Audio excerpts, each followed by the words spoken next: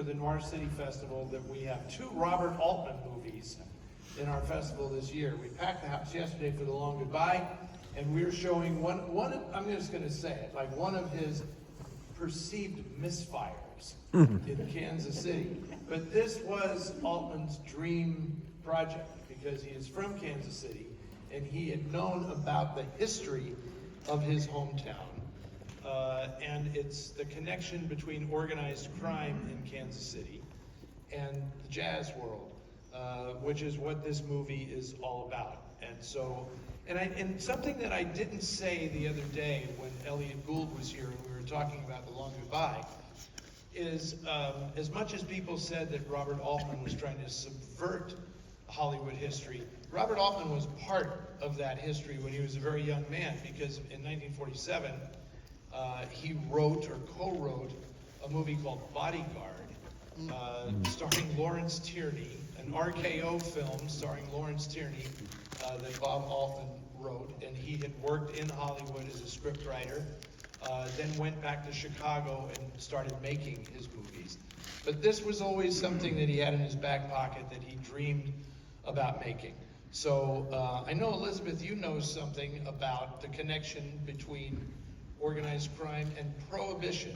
Oh yeah, jazz. And jazz. Yeah. I think it's fair to say that jazz would have had, its history would be entirely different without prohibition. Because, you know, until 1920, jazz, you could go hear it in formal spaces, and those spaces were often segregated. But prohibition drove jazz underground into speakeasies, and it gave so much work to so many musicians because so many people wanted to go and drink and listen to jazz. And so it thrived in this amazing way. So it was kind of the rocket fuel. Prohibition was kind of the rocket fuel for jazz, and all of a sudden it started really combusting. And I think that I think this movie is a great example of how that scene was fomenting at the time. And I mean, KC, right? Such a place for jazz. And the exception to all of this was Kansas City, which was known as a wide open town all throughout Prohibition. Right. And what that meant was drinking was legal, right. Prostitution was legal, gambling was legal. So people all throughout the region, the Midwest, the Southwest, came to Kansas City because they could do all this stuff you couldn't do in other cities. Right. And so it created this absolutely legendary jazz scene, which Altman tries to recapture or at least represent using the spirit of the contemporary jazz musicians of the time, which he does rather well. Yeah, absolutely. And we have all lost Pendergast. He was the political machine, the Pendergast machine in Kansas City allowed all of this to flourish. And it was John and Nick DiGiovanni were the organized crime leaders, the mob guys in Kansas City starting in like 1910 and then through Prohibition and on. I mean, those guys lasted a long time running vice in Kansas City. But let's talk about why the music in this film is so extraordinary, because Altman does an incredible thing in this film, in that he stages essentially this massive jazz concert that is intercut throughout the film. But Nick, explain how this was actually shot and who some of the main players are that you're going to see. You're going to see some jazz titans of the time this film was made, portraying jazz titans of an earlier era. Well, the jam session is based on fact, or this particular jam session is based on fact. There was a legendary jam session when Fletcher Henderson's band, featuring the great saxophone innovator Coleman Hawkins, who was in the Crimson Canary last weekend. He came into town in 1932 with Fletcher Henderson and squared off with all of the tenor sax players in Kansas City, including Lester Young and Ben Webster and Herschel Evans.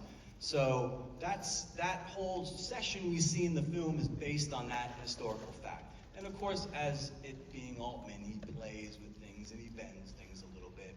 But he does have the contemporary musicians of the time, in the 1990s, loosely portray these factual, historical jazz figures in kind of capture their spirit, their vibe.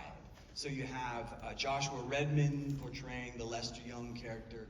You have James Carter portraying the Coleman Hawkins character. You have David Murray. I'm shouting out for all the Bay Area folks, by the way.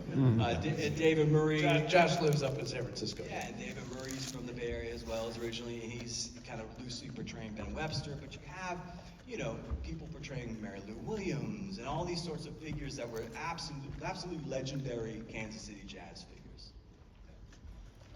And I do want to say, just like I said with The Long Goodbye, the first time I saw this movie, I did not like it.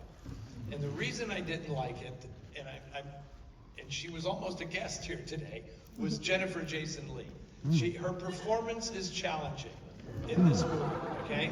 And Altman later on kind of apologized about it, saying, he was asking her to portray things in a certain way. If you've seen the Hudsucker Proxy, she kind of does the same thing in that movie. And now I have to say, her performance has totally grown on me, and I totally get what she is doing in this movie. And the relationship between Jennifer Jason Leigh and Miranda Richardson, which forms the dramatic spine of the movie, is really fascinating, and also is a commentary on the effect that early motion pictures had on the culture as well as the jazz. There's a nice communion between those things in this film. Elizabeth, any? I'm so glad that we had Altman, who was from KC, to want to make this film, because at the time, right, that this film is portraying, it was New York and Chicago and Kansas City, and that's where jazz was really exploding. So it's cool, even if he doesn't capture the factual history, he captures the vibe. The vibe is there, yeah. And of course, it's interesting to note that those of you who were here for Odds Against Tomorrow and saw that great film starring Harry Belafonte is back in this film. And Gina, his daughter, who was here for the last screening, is actually in this film. And she told me afterwards that she was actually her father's acting coach in this movie, which I thought was kind of amazing. And he plays a character named Seldom Seen, which is best name for a gangster character. And he is a total fiction, right? He is not really part of that Kansas City scene at the time. But man, he is great in this movie. Absolutely fantastic. And Gina shared with me that Altman just came up to her and said, when she was coaching her dad, he said, get yourself into hair and makeup. You're going to be in this movie. And she says, what am I playing? And he says, you're a bar hoe. This movie. And so she gets to dance during this fabulous jam session with all these guys. And she said the greatest thing about making this movie was when something would go wrong and Altman would say, cut, we screwed that up. Everybody was really happy because it meant the musicians were all going to play again from the top, and they got to hear it all over and over and over again. And Nick, last thing I want you to share is, if you are seduced by this movie, or at least by the music in this movie, the Blu-ray release of the film is notable because it features the jam session sequence in its entirety. Uncut. Which is just filmed as it happened. Yeah, it ran on PBS at the time, and it's just a beautiful thing. And again, it's the best musicians of that era playing this music, playing songs that are absolute standards from the early swing era, and I highly recommend it. Highly recommend it. Fantastic. So thank you for coming out and seeing this, as I always do. How many people in this audience have not seen this movie before? Oh wow. Okay, that is quite a few. You are in for a treat. This is really something. So, and I want to thank Elizabeth Bougerol, Nick Rossi, fabulous band.